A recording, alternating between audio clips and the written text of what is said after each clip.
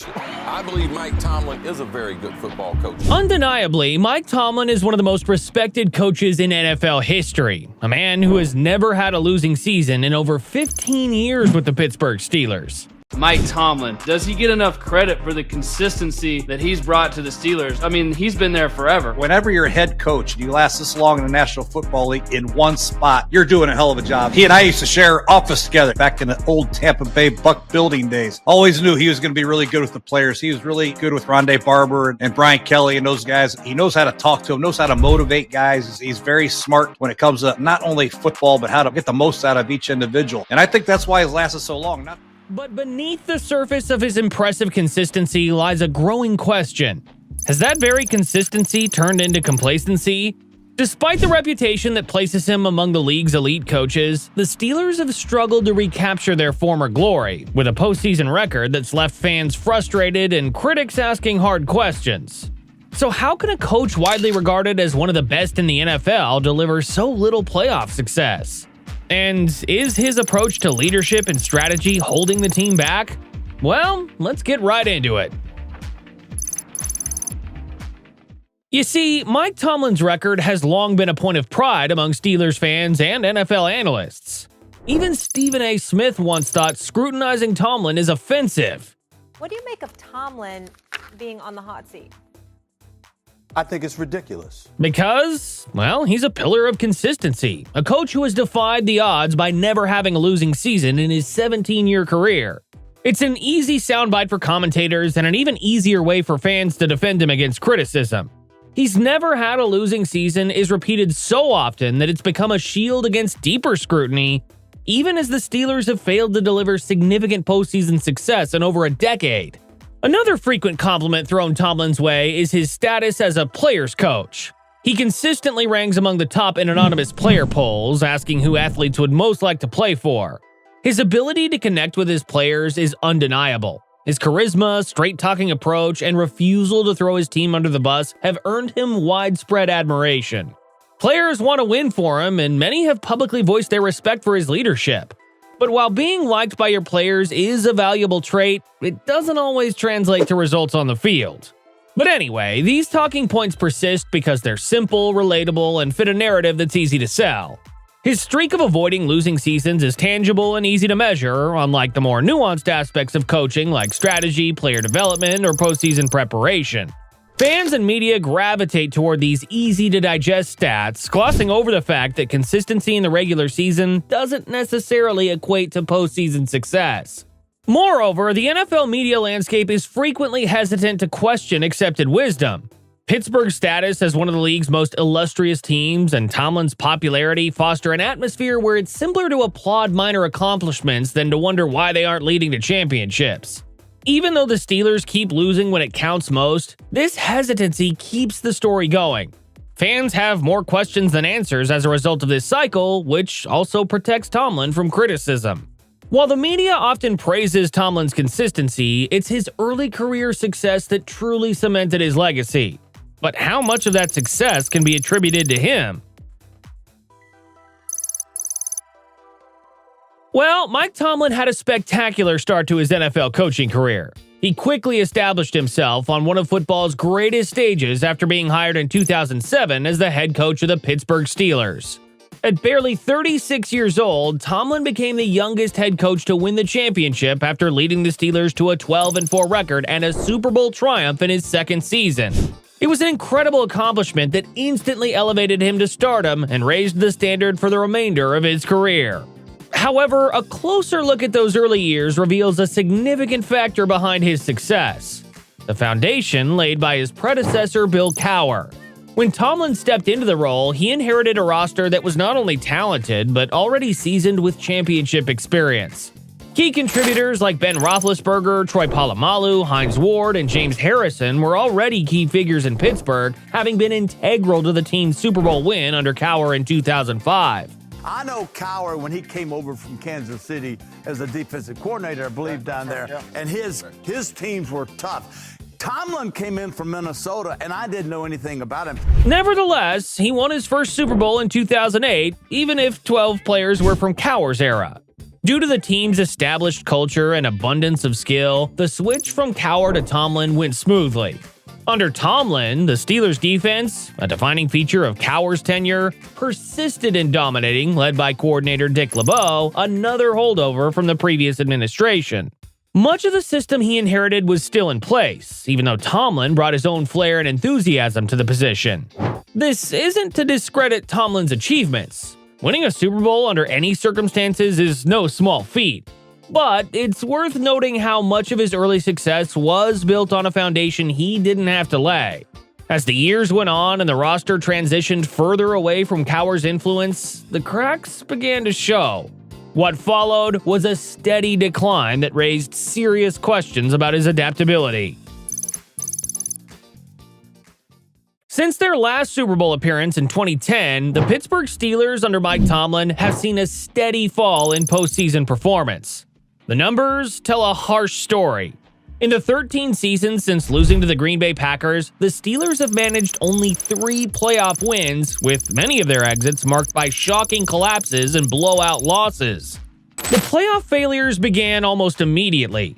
In 2011, the Steelers suffered a humiliating overtime loss to Tim Tebow's 8-8 Denver Broncos.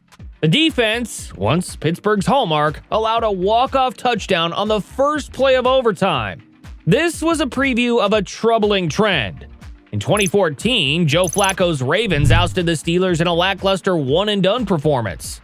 In 2017, Blake Bortles and the Jaguars dismantled Pittsburgh at home, scoring 45 points in a game the Steelers entered as heavy favorites. These losses weren't just upsets. They were humiliations that raised serious questions about preparation and game planning. Even the Steelers' playoff wins during this period came under questionable circumstances. In 2015, they narrowly defeated backup quarterbacks A.J. McCarron and Matt Moore. When matched against elite competition like the Patriots in the 2016 AFC Championship, the Steelers were outclassed, losing in a game that exposed Tomlin's inability to adjust mid-game. The late 2010s and early 2020s continued this streak of mediocrity. In 2020, after an 11-0 start, Pittsburgh lost 5 of its final 6 games, including an embarrassing playoff loss to the Cleveland Browns. Cleveland, led by Baker Mayfield, scored 28 points in the first quarter alone, effectively ending the game before halftime. The Steelers were outcoached and overwhelmed, a theme that persisted into 2021. In 2021, the Steelers barely scraped into the playoffs, but were obliterated by the Kansas City Chiefs in the wildcard round, losing 42-21. The game highlighted Pittsburgh's inability to compete with modern, high-powered offenses. In 2022, the Steelers failed to make the playoffs, finishing with a respectable 9-8 record, but continuing to struggle against top-tier competition. In 2023, despite another year of rebuilding, the story remained the same. Pittsburgh was unable to rise above mediocrity, plagued by an outdated system and a lack of impactful roster additions. And, well, so far, the NFL has evolved, rewarding offensive innovation and adaptability, but Tomlin's Steelers appear stuck in the past. While his consistency in avoiding losing seasons is commendable, it pales in comparison to the glaring lack of postseason success. For a franchise steeped in championship tradition, these results are unacceptable, leaving fans frustrated and the organization at a crossroads. This has led to polarized views about his abilities, and when asked about Tomlin's coaching abilities, Terry Bradshaw even thinks Mike Tomlin is more of a cheerleader than a great coach. Yeah, I don't think he's a great coach at all. He's a nice coach, and to me, I've said this. I've said he's really a great cheerleader guy. The decline in postseason performance isn't the only concern. The Steelers' struggles with drafting and player development under Tomlin have also played a significant role in their mediocrity. When it comes to player development and drafting, they are often the backbone of a successful NFL franchise, particularly for teams like the Pittsburgh Steelers, who historically avoid splashy free agent signings. Under Mike Tomlin, however, the Steelers' draft record from 2013 to 2023 tells a troubling story. While the team has had some standout players emerge, the overall success rate of draft picks contributing meaningfully, or even making Pro Bowl appearances, has been underwhelming. Over the span of 10 drafts, the Steelers selected 85 players, but only 3 of them went on to make multiple Pro Bowls. Among these, players like TJ Watt shine as rare success stories, representing the kind of talent that can transform a team. However, for every Watt, there are numerous picks who failed to live up to expectations. The Steelers' selections in the 2nd through 7th rounds in particular have produced minimal impact, a glaring problem for a team that relies heavily on homegrown talent. Despite its flaws, the Pro Bowl metric emphasizes this difficulty. Pro Bowl appearances are given out freely, but the Steelers have regularly fallen short of even this low standard. In contrast, elite clubs like the San Francisco 49ers and Kansas City Chiefs have routinely selected players who not only win awards, but also establish themselves as mainstays on their teams. For example, the 49ers have assembled a strong squad with guys like Nick Bosa and Deebo Samuel, while the Chiefs have used their drafts to create an offensive powerhouse by choosing players like Travis Kelce and Patrick Mahomes. These drafting problems are made worse by the Steelers' difficulties with player development. And, well, the club has had trouble realizing the potential of promising players even when they're chosen. Although Tomlin has made much of his dedication to teaching and player development, the outcomes speak for themselves. The trend of many picks plateauing or regressing highlights the discrepancy between Tomlin's teaching style and the requirements of contemporary NFL talent development. Now, what does the future of the Pittsburgh Steelers look like? If you asked Stephen A. Smith a few years ago about the future of the Pittsburgh Steelers, this is the answer you would have gotten. I didn't bring up the Steelers because the Steelers look so bad, they don't even look like an NFL team to me. That's why I didn't bring them up, because that's how bad they look across the board. And I've never seen Mike Tomlin in this situation. However, things are changing for the Pittsburgh Steelers. The team has a crucial opportunity to reshape its identity in a league that is undergoing fast change. The Steelers' antiquated focus on defense as their main identity is one of their most urgent problems. Even if the squad has a lengthy history of playing defense, the league's offensive rise calls for a reevaluation. Dynamic attacks combined with sound defensive principles are the new recipe for success, as teams like the Miami Dolphins and Kansas City Chiefs have shown. Tomlin and the Steelers must adopt contemporary offensive tactics, perhaps beginning with adjustments to their offensive playbook and coaching staff.